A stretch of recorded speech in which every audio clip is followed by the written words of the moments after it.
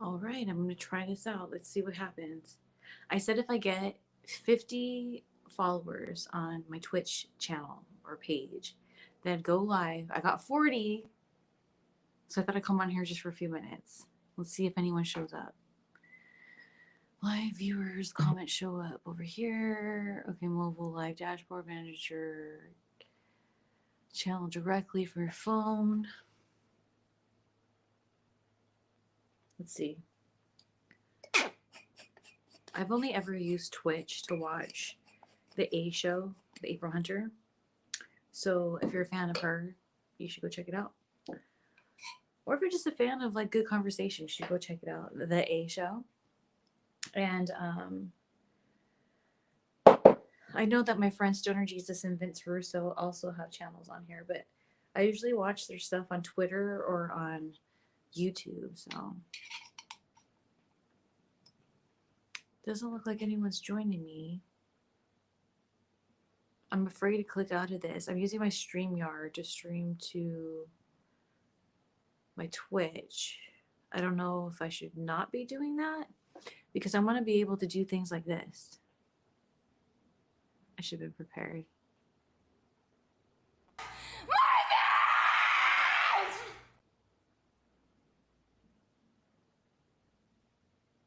How come it didn't show? There we go. That'll always be funny. Looks like I'm just gonna be talking to myself here for a few minutes, so I'll probably just be on here for a little bit. But yeah, you know, I live in California, so taking a toke with my folk for my folk. Cheers. Hey, how's everybody doing? Oh my gosh. Rerun. No, this is live. True in Ister. Hi, Fury Power. Hi, Rick Gillespie. I hope I said that right. Oh, Fury Power is big time. Hey, big time. Happy Sunday, fun day evening, everybody. Yay. Okay, so it does work. It does trickle on over here to my StreamYard. That's great.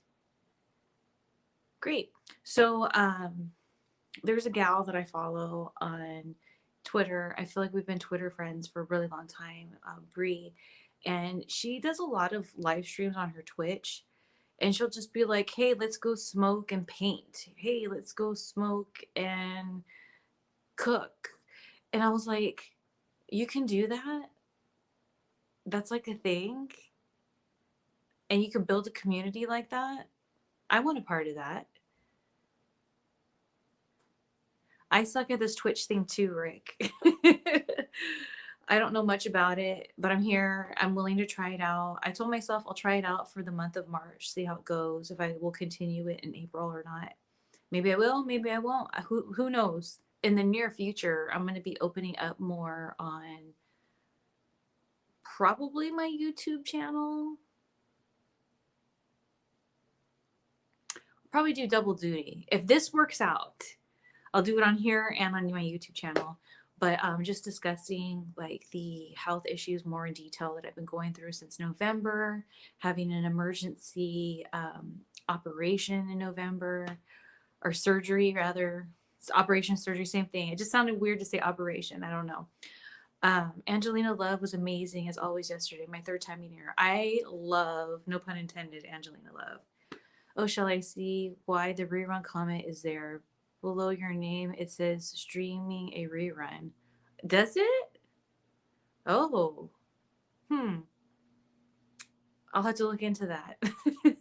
So pretty soon I'll be sharing with you guys my details of what's going on. But just to give you a little spoiler alert, I have a house guest that's been here for a few months and is going to be here for a little while longer. And they're very sensitive to smoke, even if it's just cannabis smoke. So what we've been doing is when anyone in the house needs to come medicate, we come out here and we come in the garage, which is great. I don't know if some of you know this, but this is my garage. It's a little messy right now, but I have like little areas where I shoot my content. This is one of them. It's like this cute little black futon with like a tiki vibe. And then behind me, I'm still doing it, work in progress. But I have this bar, and then I have that black thing that's down there. It's a retractable screen. And then over there is my little gym area. It's dark right now here. I really can't see it. So it ain't that bad to have to come in here to medicate, because it's really cute in here, and it continues to get cuter as the time goes on. So thank you. I think it's a nice setup. I just can't wait for it to be totally done. I'm going to do a little flower wall over there, finish this wall over there, finish the wall behind me. I guess all the walls need to be finished. Finish the wall over there. My, like, you know, sometimes you give yourself like little mini goals. Hi, Marvelous Wolf 613. I'm doing well. How about yourself? Yeah, Minnie, she's inside the house. It's really cold right now, and she's having her dinner. But you know how you set little goals for yourself? So one of my little goals, and it's like a dream, and it's probably really stupid. You're like, oh, that's a dream of yours to have. Yes, it is a dream for me to have. Right here, I have a table. I want to put this table over there and have a pool table right here. When you guys start seeing content here, me in my garage with the pool table here, you know I'm living my best life, okay? So it's been crazy. I don't know if you guys been seeing my stuff on Instagram and on Twitter, but on Instagram, I guess, so I post videos of it. I was very unaware of A&E, I think it was, having this like series with WWE where they talk about different wrestlers. And I just recently watched the Macho Man one. Dude. And then after was the Jake the Snake one, but I told myself I knew mentally I couldn't handle watching the Jake the Snake one just yet. I know it's going to take a lot out of me. I know Jake. Jake has always been very nice to me. I don't know him super well. Like, I've been around him quite a bit. We've always gotten along really well. We've dined together many a time. But I wouldn't say like I like know him. You know, it was more like I know him from work.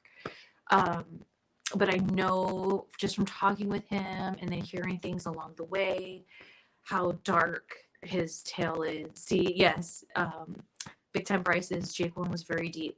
I feel I had to just be mentally and spiritually prepared to watch that one. You know what I'm saying? So it's like, but I want to. It's kind of one of those things like I so want to watch it. I'm so curious, but I just got to be careful about where I'm at mentally and spiritually when I watch it. Macho Man. And here's what I thought was really interesting. I had no idea that Macho Man like retired and was like, I'm never coming back, and like didn't. I could totally relate to that. People always think like I get hit up. I can't talk. I get hit up all the time for wrestling bookings, all the time for conventions. People are always trying to get me booked. And I know it's because a lot of times I want to say, and it's not like it's a bad thing. It just is what it is. Everybody has their own reasons. But it seems like 9 times out of 10 when people say that they're done with wrestling, they're not done with wrestling. And they go back quite a few times. So it's very rare to see somebody be like, no, I'm good. And like truly, truly be good. Jake is always nice to me every time I saw him. I remember me and Jake literally bumping into each other at a WrestleCade, and he laughed and talked to me for a while. Oh, that's nice. China tonight. Oh. I'm sure that's going to be a rough one, too. I don't know if you guys know this, but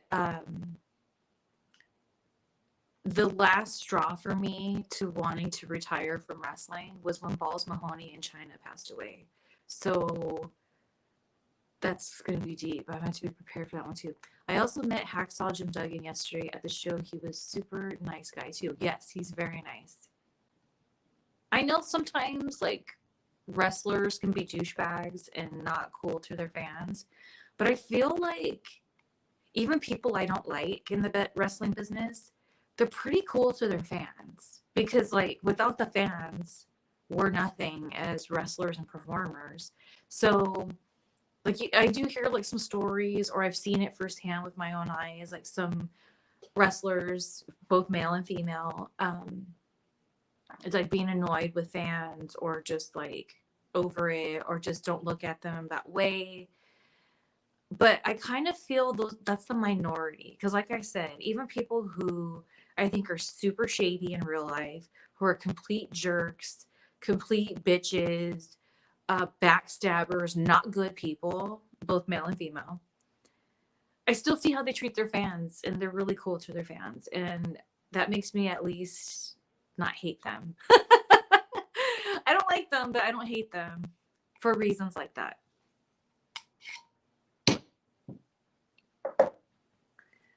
I know this is going to sound redundant, but I hate hating people. I hate it. Like, I'm fine disliking somebody, and even that bothers me sometimes, especially if, like, at one point I liked the person. But it really bothers me if, like, I have hate feelings towards people. It hasn't happened too much in my life, but it has happened. I've disliked way more people than I've ever hated. I remember meeting you the first time at FSPW in Eden, North Carolina, where you faced Amber O'Neal in 2012.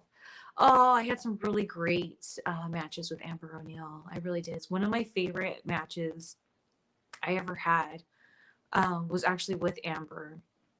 It's at the top of the list for sure. And we wrestled in Virginia, and it was like in the sticks of Virginia. And we were like driving through this like mountain, and we had like no phone reception. It was so out in the sticks. And it was in a barn. It was a really nice barn though. Like when I say barn, it's not like there was like hay and cows in there. Like they made it look really nice. And there was like this full-on bar in there. Like the bar was huge. Like almost the length of one wall. Or width rather, I should say.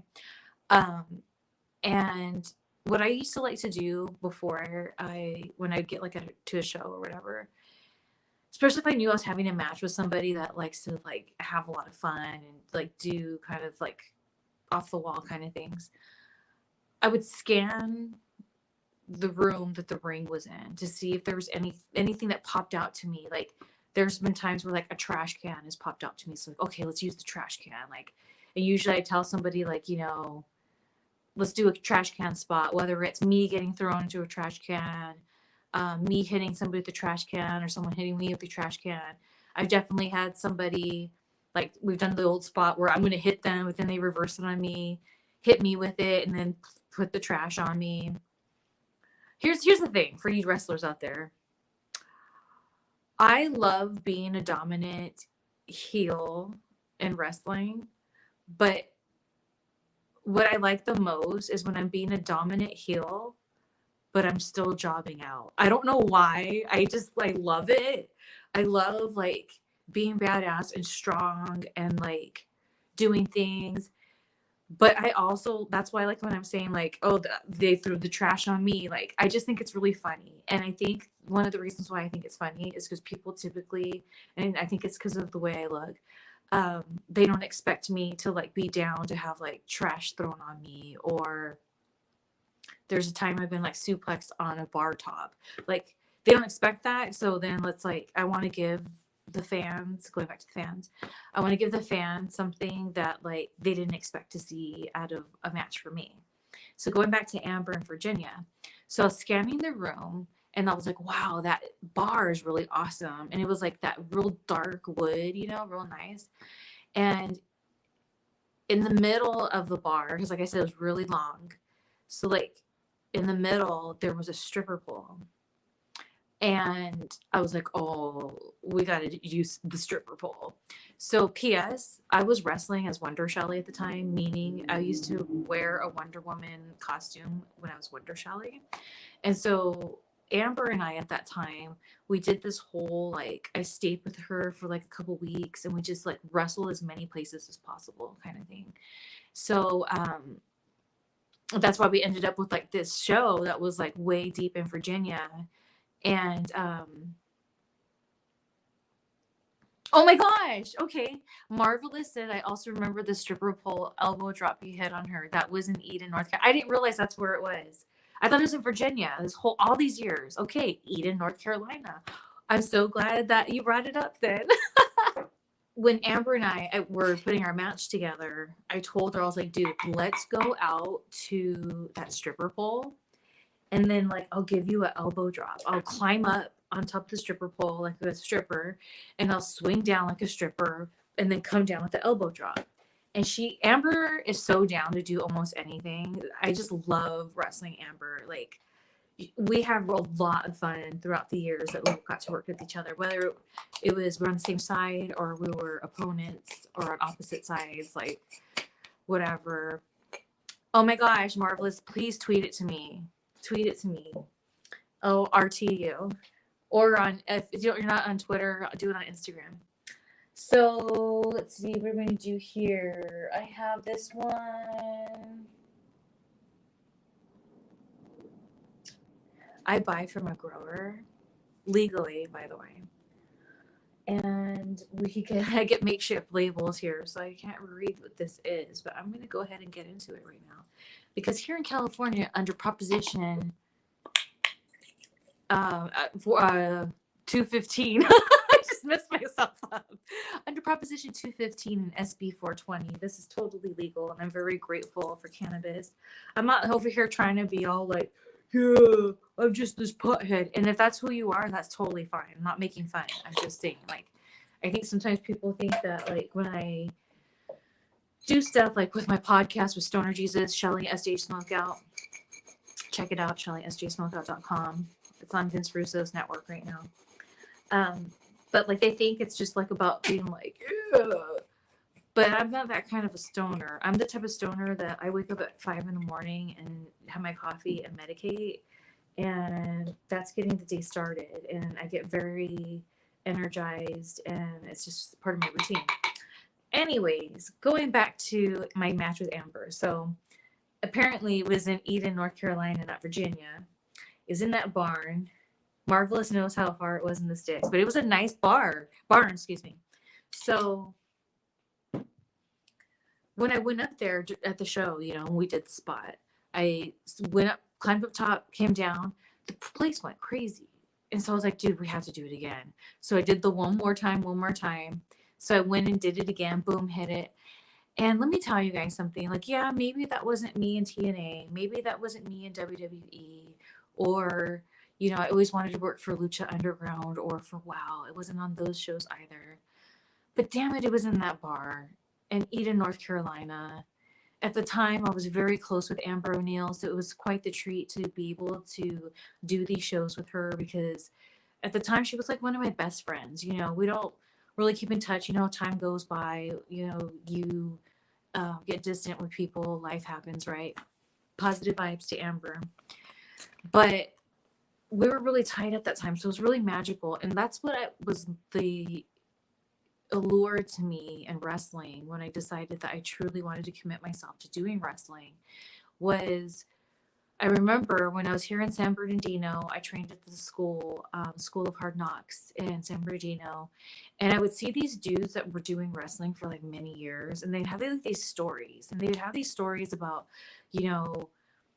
having to sleep in cars and working crap shows, but just having a lot of fun during downtime and traveling time, like just really making memories, And I went to community college for like a year and a half after high school, but like I already knew that I wanted to be a wrestler. I know that may surprise some people. They think maybe I just stumbled upon it, but that was always the plan. People used to think I was crazy when I talk about it. Especially because modeling and acting came first. I was exposed to that first, because at that time, I started wrestling in the year 2000. So at that time, wrestling wasn't real. It was very scarce here in SoCal. Like, aside from knowing WWF at the time or WCW, it was like, you really there wasn't a lot of independent wrestling being exposed over here like it is in the Midwest or on the East Coast. So when I'd hear these dudes at practice and I would just sit there and I was like, yes, dude, like I want to be them. Like, and they were older, you know, it's like when I'm their age, I want to be them. I want to like have these stories about how I was on the road with my best friend and we did like these crazy matches and we had so much fun or whatever. So that's where I was at in my career when I was wrestling with Amber. And it was just really cool. And that's why, like, when we did that match and we did that spot and just that reaction from the crowd, it was just like, as my homegirl ACR says, the wrestlegasm happened. And I was just like, oh my God, I freaking love wrestling. This is why I love wrestling. Like, I can't believe I get to do this for a living. It's so freaking awesome. Like,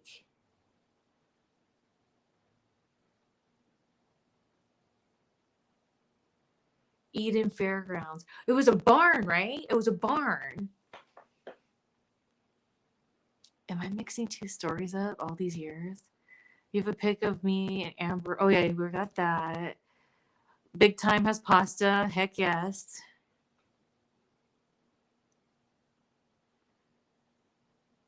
Positive vibes to you too. Okay, just making sure. Okay, because all these years I've told people this was in a barn, and that's like, that's how I remember it. So, anyways, like, that's why it's funny to me when people are like, oh, Shelly's so bitter. Da, da, da. And don't get me wrong, there was a time I was bitter, like when I was younger, about, you know, how just like my wrestling career and everything went down, the kind of things I discovered. And I just realized it really wasn't for me so much. When I went back to the Indies the second time around, I say go back to the Indies because when before I went to WWE, I was in the independents for 5 years. And for the first 2 years, I was doing, you know, I just got involved in wrestling. I was starting to do shows that second year more so. But, okay, great. Awesome. Tweet it to me. But for the last couple years before I went off to WWE, I was training just lucha at this place in Anaheim with WPW, Martin Marine, Little Cholo, Jerry, freaking Martine's son, Martine Jr., I guess. Like, it was some good times. And that was the beginning of me, like, because here's what would happen. I don't know if you guys know, I used to have this mini pincher, Fred Mertz, and he, God rest his soul, he passed away. Oh my gosh, it's been 2 years now, and he was just a couple months shy of being 20, and he was a real little guy when I first started wrestling, and I had just like gotten him just before I started wrestling. So he would go with me everywhere. And there was times I'd be with those lucha guys from WPW and we would just be in a van and I'd be the only girl.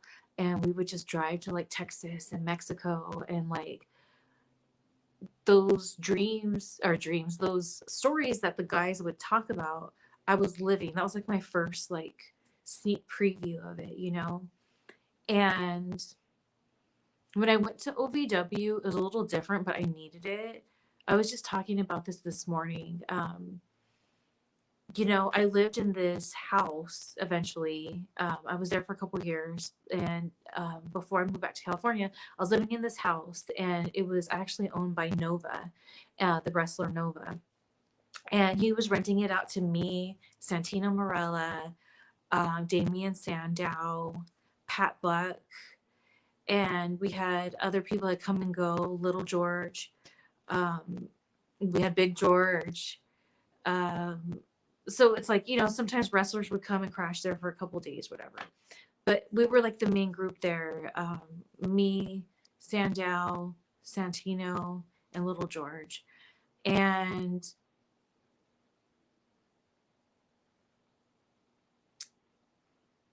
I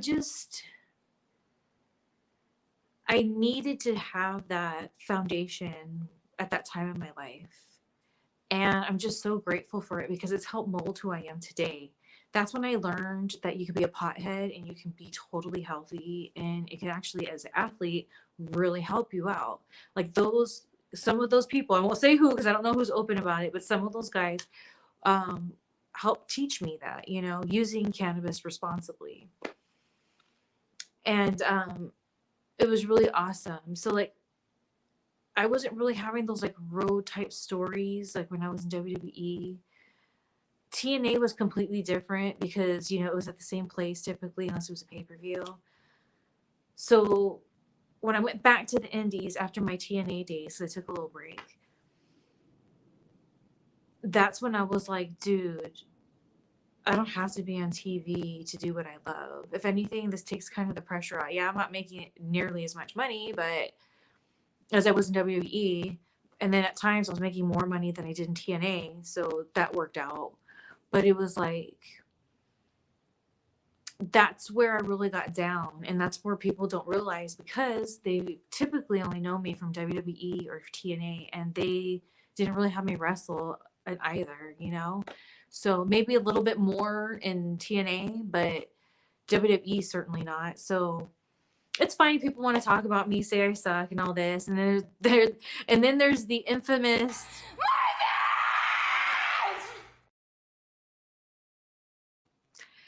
Who can forget?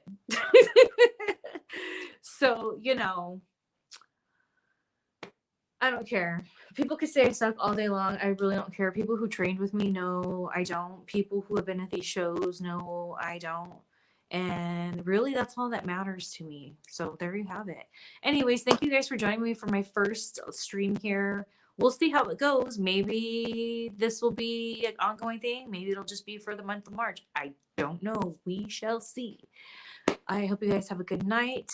Let's see you the best, no matter what your vacation corporate to surely love.